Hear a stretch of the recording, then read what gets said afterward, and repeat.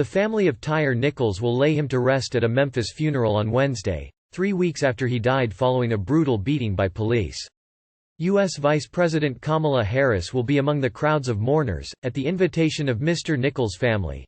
The service at Mississippi Boulevard Christian Church follows a national outcry over the death of Mr. Nichols, who is black, after a traffic stop.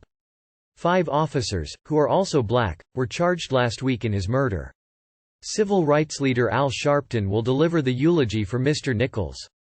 Family members of Breonna Taylor and George Floyd, who were killed by police in 2020 in Louisville, Kentucky and Minneapolis, will also attend. The funeral, which was delayed due to bad weather, is scheduled to start at 1400 E, 1900 grams. Mourners are expected to celebrate Mr. Nichols' life, instead of his violent death. The 29-year-old father of a 4-year-old boy was described by his family as a beautiful soul. "Nobody's perfect, but he was damn near," his mother Ro Von Wells has said. Mrs. Wells joined her husband, Mr. Nichols' stepfather Rodney Wells, and Mr. Sharpton on Tuesday evening at the church where civil rights legend Martin Luther King Jr. delivered his final speech, the Bishop Charles Mason Temple. Mr. Wells asked the public to keep fighting for justice for my son.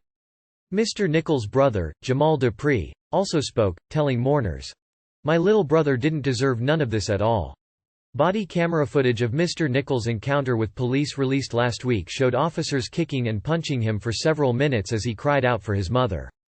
5 Memphis officers, Tadarius Bean, Demetrius Haley, Desmond Mills Jr., Emmett Martin III and Justin Smith, have been fired and charged with second-degree murder and other counts in Mr. Nichols' death. Police personnel files show a litany of previous complaints involving some of the officers, according to a local affiliate of the BBC's U.S. partner CBS News. Mr. Haley was accused of excessive force and dislocating a woman's shoulder during an arrest in February 2021, and he received a written reprimand. Mr. Mills was also accused of excessive force during a March 2019 traffic stop that resulted in a crash, but that complaint was not upheld.